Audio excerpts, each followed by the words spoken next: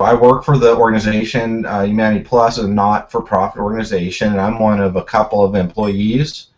And my job is to find articles for the online publication. I worked for many years, uh, dating back, well, to the 80s, really, to kind of date myself.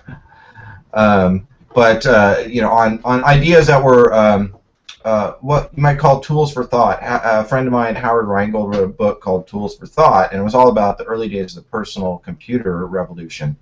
But I found myself throughout my career, I've done a lot of different things. They've all centered around on this idea of enhancing human abilities. It's been 20 years of interest in that field.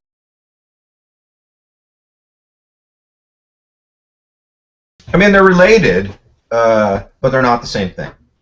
Um, uh, Future studies is not really the same thing. I mean, I want to explore many possible futures. I don't know for sure what's going to happen in the future. If I did, there'd be no need to study it or think about it very much. So, I mean, future studies is about possibilities. It's about probabilities. It's about exploring multiple possible stories. Few authors do that in science fiction. I'm not saying like it's not. If you have to do a Venn diagram, there's some overlap, obviously, between science fiction and future studies, right? It's not completely separate, but I think they're distinguished by this idea that in future studies we want to look at the range of what's possible and not really necessarily create an entertaining narrative.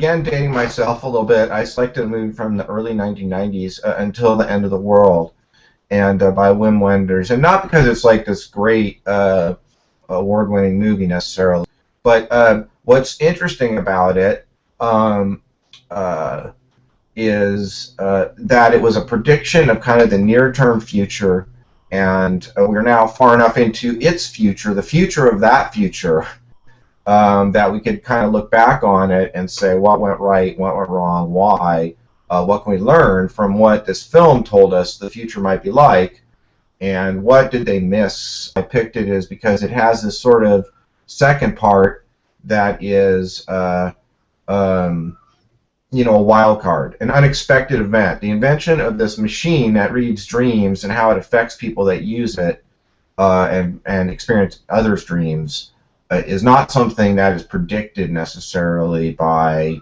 the consumer vision of making gadgets to sell, and sort of the whole world that's depicted in the first part of the movie is overturned, right? It just becomes irrelevant in the second half almost. So that's a message about uh, mm, you know singularity and possible radical shifts in our thinking that we can't anticipate.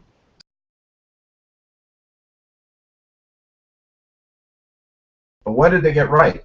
What did they get wrong?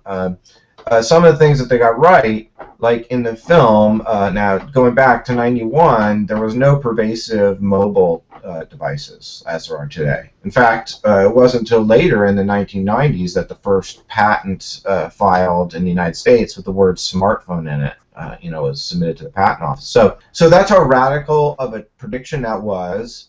In the film, people have a device that they can get information. They carry it around as mobile. They take pictures with it. It's like a camera, kind of, like so on. So they anticipate the smartphone. Got that right. But if you look at the thing, it doesn't look anything like a smartphone, right? It's more like a pair of binoculars. And now we have Google Glass. I mean, we thought it was kind of weird at the time, I recall, because I was in the business of developing virtual reality, and we knew about augmented reality already in the early 90s. When I saw the film, I thought that was goofy. And another thing about it that they didn't understand, they couldn't anticipate, I mean, just how small these devices would become. You'd have to posit some sort of material science you don't have. And people are kind of hesitant to do that. On the other hand, if we look at this film, what did they say? Well, the batteries are just too big. There's no way. We can't make a teeny little battery that lasts 24 hours like that. Well, that's wrong.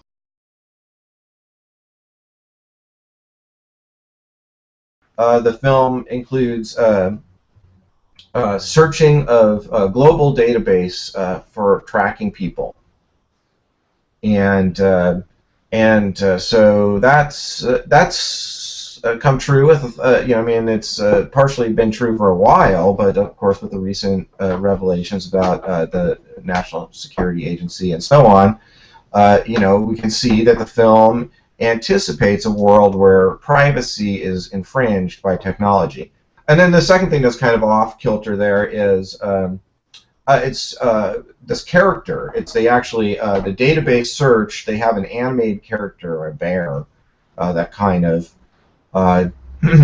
walks around while the search is taking place. People talking about doing animated agent-like interfaces again to embody technologies like Siri. And there's a tendency to anthropomorphize technologies like, and even if if they're not literally humanoid or animal, like, I mean, there's some interfaces that are little animated characters or whatever. Even if they're not humanoid, we tend to treat them as humans. So people get angry at their machines, right? For example. But Siri doesn't look like a person, but people might treat it like a person. There's a new film coming out called Her. Her? Yes, I think that's what it's called. It's about a man that falls in love with his phone, basically. With the AI agent that's a female entity that learns and is responsive to him. And it's an emotional, affective agent that is aware of human emotions and has a model of human emotions. So then it adapts to him and makes him happy, right? And he falls in love with it. Interesting idea. Well, history on virtual reality technology that's kind of maybe lost, but in the early 90s there was this period of time when virtual reality was the hot thing. Everyone thought virtual reality was the future of the computer, and it didn't happen exactly as people imagined. Virtual reality as a sort of industrial or professional tool on your desktop never really took off. But what did happen is it became the underlying technology of the video game industry, which has exceeded $4 billion and is bigger than film. So virtual reality became known by another name called video games.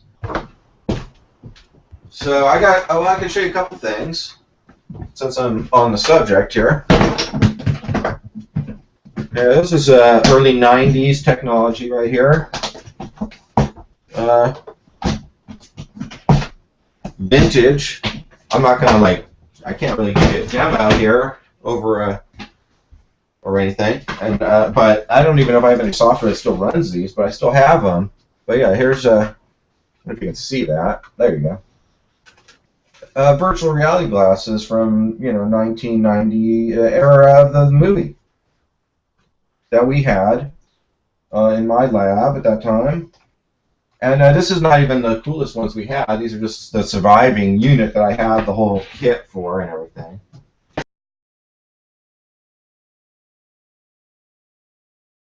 The film was trying to foresee a different future, a hypothetical 1999. So we can also say, how close did he get to 99? And the answer is not too good.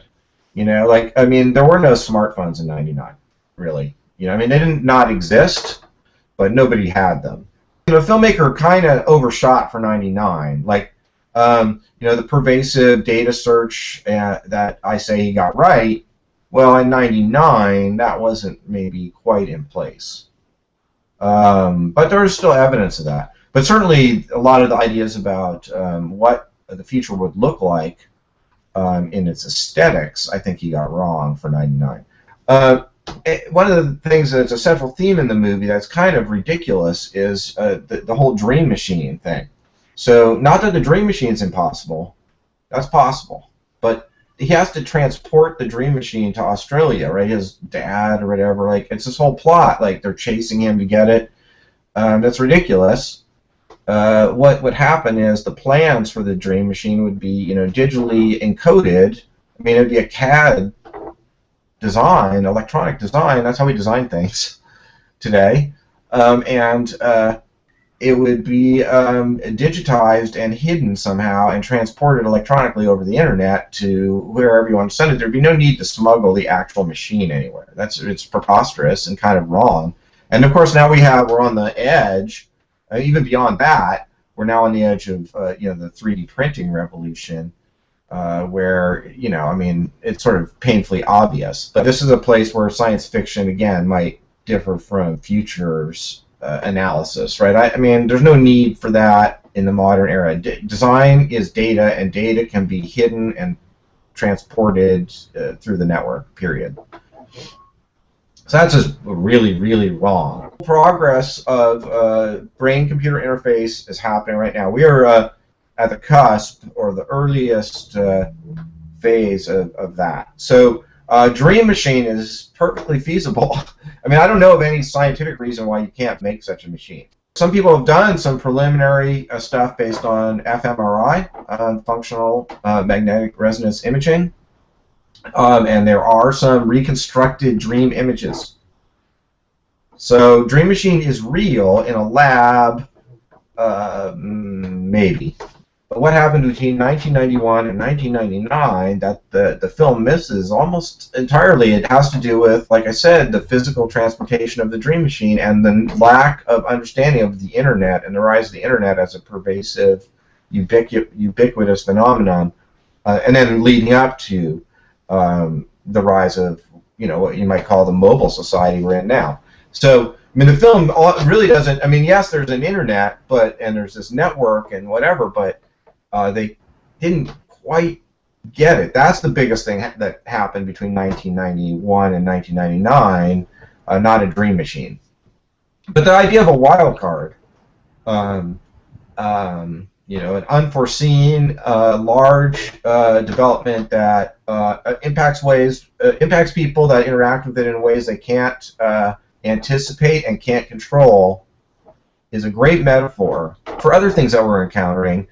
Including biotechnology and virtual reality technology, which is make a big comeback next couple of years, in my opinion. The point is, you can't really perceive this environment that you're immersed in while it's happening to you. It's imperceptible. It's too involving, and you're too involved, and it's super hard to. This is one of the challenges for future studies. As opposed to science fiction, is how to separate yourself out. Now, in science fiction, it doesn't matter so much because, like, if I get it wrong, what's the problem? But future studies, people are trying to make say business decisions based on a forecast of a possible future and what might be anticipated.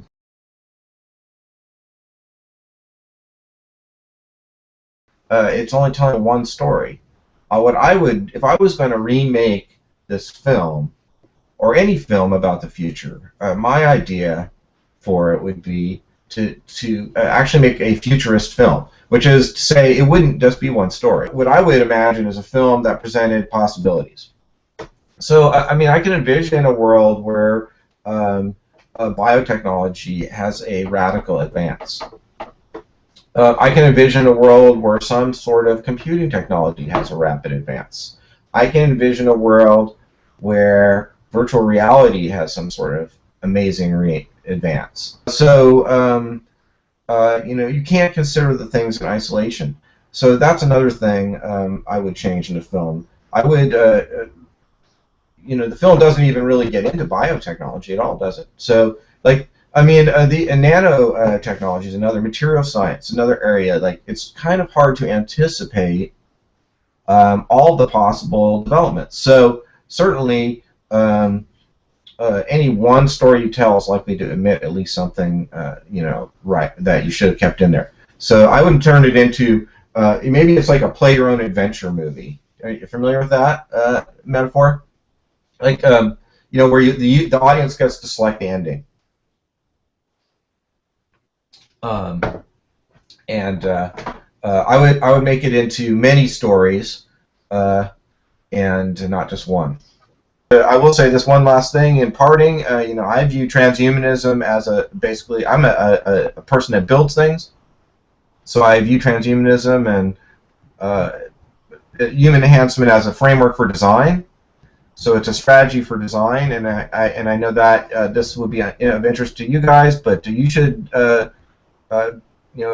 I hope that you will continue to do what you're doing to promote that idea that human enhancement as a framework for design is a pretty interesting field, and it deserves our attention globally, to ensure the best possible future.